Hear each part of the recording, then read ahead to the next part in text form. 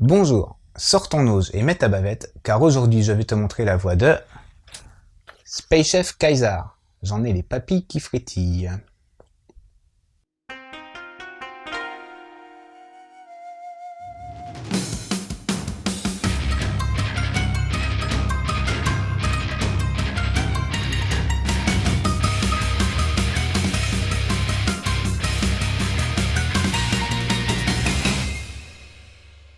Trois magnifiques jeunes femmes, Binako, Kaiser et Okma, chasseuses de monstres dans la vie, forment la team Menade. Elles sillonnent la galaxie à la recherche de quoi se sustenter. C'est alors qu'elles vont faire la rencontre d'un drôle de petit bonhomme. Il s'agit de Kaiser, mais il se fait surnommer Shin-chan. Allez savoir. Alors, il ne paye pas de mine comme ça à première vue, mais il s'avère être le plus redoutable chef cuisinier de l'univers lorsqu'on lui met sa toque. Tous les quatre vont alors faire la route ensemble. Mais quel est le véritable but de Kaiser? Voilà ma foi un programme fort alléchant.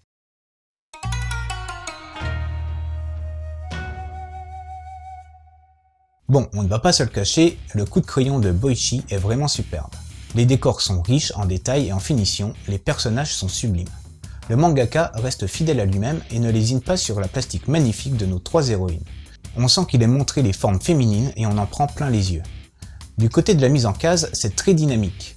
Lors des scènes d'action, ça part dans tous les sens et par moments, on ne sait même plus où regarder. Ça explose et ça tranche à tous les coins de page. Des traits de vitesse en veux-tu en voilà. Et certaines onomatopées, au passage laissées dans leur langue d'origine et traduites à côté, sont énormes et prennent une grande place dans la case. Autant vous dire qu'on ne s'ennuie pas. Par contre, certains passages peuvent paraître assez brouillons du coup, si on les compare avec la qualité du dessin de Boichi dans son ensemble. Bon, on est en plein dans les codes narratifs du shonen d'action, donc rien de très étonnant non plus. La plupart des scènes humoristiques sont réalisées avec des personnages en mode SD, technique super répandue mais qui passe très bien ici même.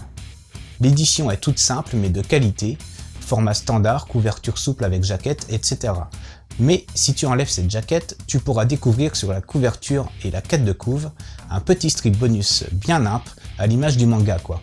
De plus, à la fin de l'histoire, il y a également un autre strip bonus de une page pour remercier un vrai chef cuisinier qui a aidé Boichi lors de ses recherches sur les ailerons de requin. Que demander de plus?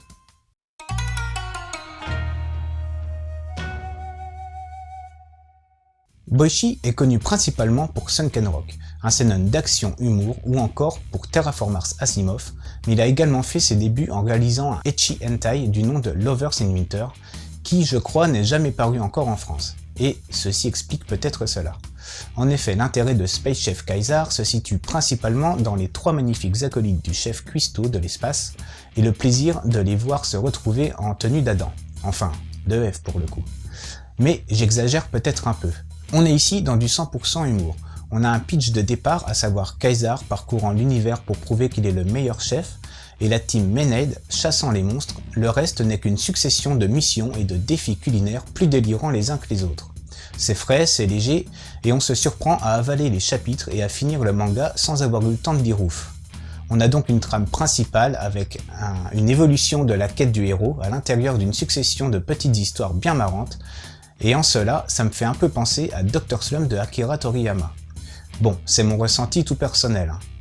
Et puis je pense que cette histoire est quand même plus profonde que ce dont elle a l'air au final. D'un côté, on a un Kaiser tout penaud devant les trois chasseuses de monstres, il est complètement à leur merci et se fait manipuler sans vergogne, mais lorsqu'il enfile sa toque, les rôles s'inversent.